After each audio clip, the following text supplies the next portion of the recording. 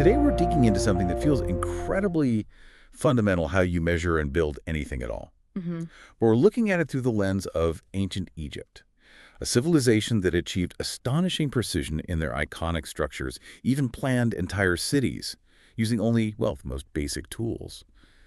How did they manage that? It really does challenge our modern assumptions, doesn't it? It does. We picture massive stone pyramids and temples and, assume complex technology. But as the sources you've shared show, particularly excerpts from Blueprint of the Pharaohs, plus some other studies, the brilliance was really in their understanding of simple geometry and just meticulous application. Absolutely. Our mission here is to understand the why and the how behind that precision. We want to trace the evolution of their surveying tools and principles right from the first dynasties, through the reigns of key pharaohs. Right. We're looking for the sheer practical genius, but also maybe that intriguing element of ceremonial magic woven into it all. And you really can't understand Egyptian surveying without starting with the heart of Egypt itself, the Nile River. Right, the lifeblood. Its annual floods made agriculture possible, but they had this disruptive side effect, didn't they? They absolutely did. Each year, the floodwaters would just wash away the markers defining field boundaries. Ah, So every single time the waters receded, you had to figure out land ownership, calculate taxes, all over again. This wasn't just about grand building initially. Remeasuring land was an annual practical necessity. so practical surveying was sort of born out of managing the landscape after the flood. Precisely. It drove the development of practical mathematics and surveying skills right from the earliest dynasties. The sources mention that the first surveyors were actually scribes, trained in this vital practical math. Scribes, okay. And it's fascinating, really, when you think that the sheer symmetry and proportion we see in their later monuments, that speaks directly to the high level of skill these early scribes already possessed. And their toolkit. When you read about it, it's almost, well, disarmingly simple compared to today. It is. No lasers, no drones, no GPS. Their core instruments were remarkably basic. Like literally ropes. Exactly. For measuring distances and establishing straight lines, they used calibrated ropes. One standard mentioned was a rope of 100 royal cubits, which is about 52 meters, give or take, Okay. marked with knots at regular intervals.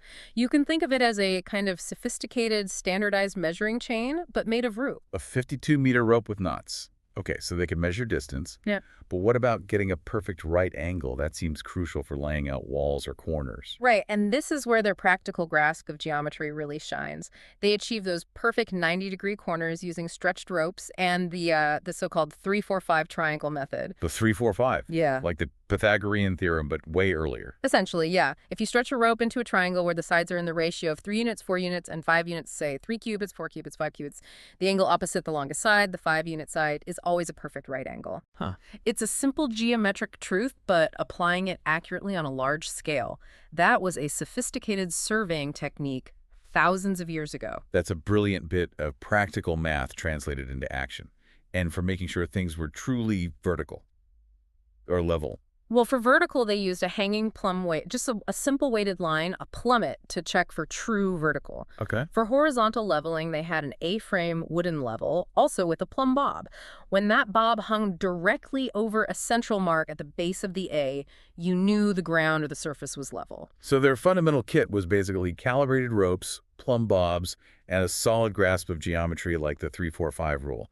It just puts the scale of their achievements into incredible perspective. It truly does. These simple tools, wielded by highly trained individuals, were really the bedrock of their entire architectural and, well, civil engineering prowess. So let's go back to the beginning then, to the unification of Egypt under Narmer, around, 3100 BCE? Right. And this is actually before the classic age of the pyramids we usually think of.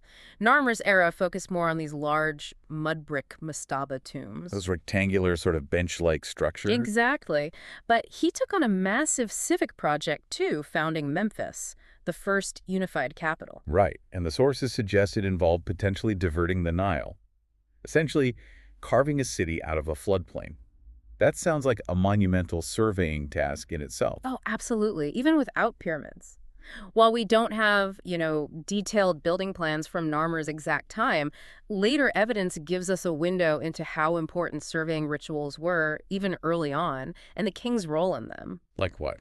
Well, there are these Ptolemaic-era temple inscriptions much later, obviously, but they show the pharaoh, often alongside the goddess Sishat. She's the goddess of wisdom and measurement, right? That's her. They're shown participating in the stretching of the cord ceremony, basically laying out the corners of a new temple. So this wasn't just technical work. It was a sacred ritual from early on, linking the king and the divine to defining space.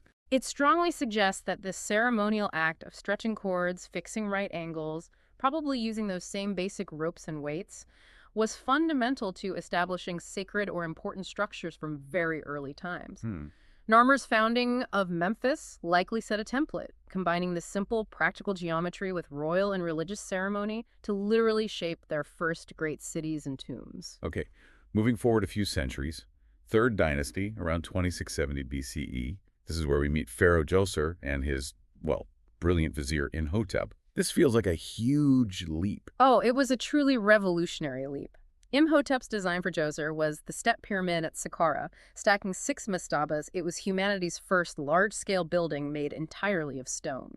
Building with massive stone blocks must have introduced completely new surveying challenges compared to mud brick. Definitely. I mean, you have to lay out this enormous rectangle on the desert floor, make sure it's perfectly square, and then maintain that precision as you build upwards. How'd they manage that? Imhotep's teams used those same basic tools, ropes, plumb lines, but they had to apply them meticulously, staking out and sighting the corners over a vast area, ensuring the base was truly square. And something else remarkable appears with Djoser's complex. The pyramid's 4 sides are generally oriented to the cardinal points, north, south, east, west, with surprising accuracy for that time. Yes, that is a critical development. How do they manage that alignment without a compass? Well, the most likely method involves some pretty sophisticated astronomical observations. Using the stars. Exactly. By citing the rise and set points of particular stars, especially circumpolar stars, the ones that seem to circle the true north celestial pole, Okay. they could use instruments like sighting staffs and plumb lines, combined with rope triangulation, to determine true north or south on the ground. So they were literally using the sky to orient their buildings on Earth. Amazing. It is. And the step pyramid wasn't just the pyramid, it was the center of this vast mortuary complex. The sources describe it as a city of the dead, basically. A vast city of the dead. Yeah, with temples, courtyards, various buildings, all inside an enclosure wall. This entire site required, well, unprecedented planning. Surveyors used those knotted cords and the 3-4-5 rule extensively to lay out this whole complex grid of sacred space. And you can still see traces of their process today. Yes, absolutely. Inscribed benchmarks and reference points have actually been found on the masonry itself within the complex. Really? Yeah, it shows that construction surveys were performed as the building went up, keeping everything aligned and square. Djoser and Imhotep really represent a monumental step, taking those early geometry and measurement techniques to create the first massive stone complex, precisely aligned with the cardinal points, conceptually linking the earthly monument with the celestial order. Okay, let's fast forward again. Fourth Dynasty, around 2600 to 2570 BCE. This is King Sneferu, the great experimenter. He built 3 major pyramids. Sneferu's reign is fascinating because you can clearly see this process of learning and refinement with each project. Yeah. At Medum, he started with a stepped core and then tried to case it to create the first true pyramid shape. Which didn't quite work out as planned, famously.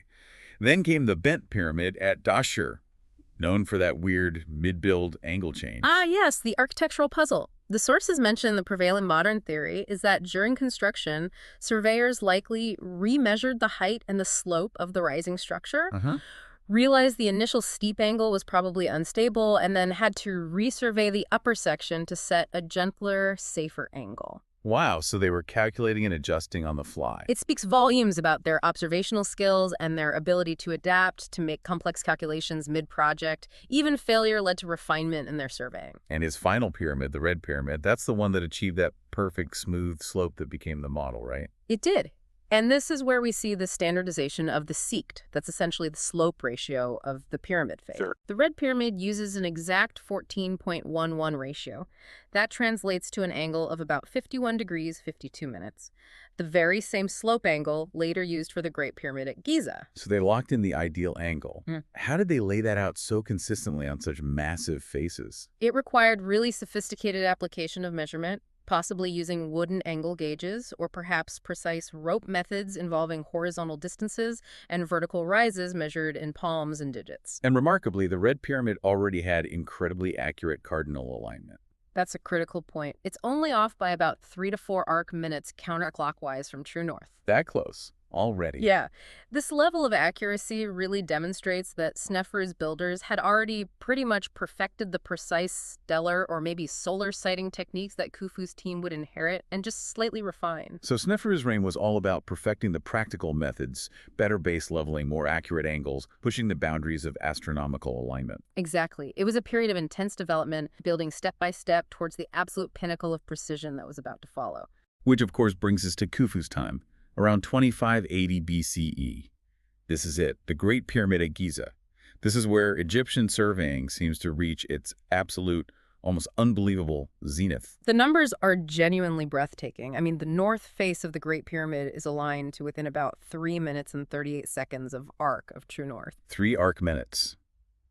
That's less than 1/10 of a degree off. It's minuscule. And the base, it's level to within approximately 2 centimeters over its entire 230-meter length. 2 centimeters. Yeah. Over a base the size of several football fields. That's just Yeah. incredible. Especially with their tools. How on earth did they possibly achieve that level of precision? Well, the sources detail some probable methods. For that astonishing north alignment, they almost certainly used instruments like a merkit, which was essentially a plumb staff, used as a vertical reference combined with a bay, a kind of sighting instrument, maybe a split palm rib. By observing the positions of certain circumpolar stars at their highest and lowest points in the night sky, relative to the merkit and bay, they could accurately bisect the angle between those points and find true north. Those stars effectively circle a point in the sky that corresponds directly to true north on the ground. Using the fixed points in the heavens to find their bearings on Earth. Uh, Clever. And the leveling. The Giza Plateau isn't naturally flat at all. no, it's not. For that incredible base leveling, the most widely accepted method involves water. Water? Yeah. Reconstruction experiments suggest they probably carved a network of shallow channels into the bedrock of the plateau right around the pyramid's intended base. They'd then fill these channels with water. Oh. And the perfectly level surface of the water would provide an absolute horizontal reference line. They could then mark this level on the sides of the channels and transfer it to the surrounding stone blocks. So the simplest element, water, became their most precise leveling tool for a massive site. Precisely. And crucially, this level of precision isn't just theory. The sources point out that the accuracy is, quite literally, written in the stone. How so? Carved survey marks, layout channels, reference lines have been found within parts of the pyramid structure during archaeological investigations. It confirms that these meticulous methods were actually used throughout construction. Wow. I mean, the Great Pyramid's alignment and leveling were superior to almost any structure built for the next 1,000 years, including many quite famous medieval cathedrals. That comparison is really striking. A structure millennia older, built with ropes and water, is more accurately aligned than buildings constructed with seemingly more advanced tools centuries later. It truly highlights the mastery they achieved with fundamentally simple principles. And Khufu's project was far more than just the pyramid itself, right? Yeah. It was an entire designed necropolis. Oh, absolutely. A fully integrated complex. You had the mortuary temple right next to the pyramid, the long causeway running down to the valley temple near the Nile, the satellite pyramids for the queens, all laid out in precise relationship to the main structure. That must have involved huge amounts of planning. It required surveying not just the pyramid footprint, but managing grades and alignments over long distances across the plateau. This involved significant site preparation, like filling in old quarries and carving terraces to create the level platforms they needed, all handled by the rope stretchers. And they even planned the city for the thousands of workers who built it all. Yes. Archaeologists have discovered the remains of a large planned workers' village near the Giza Plateau.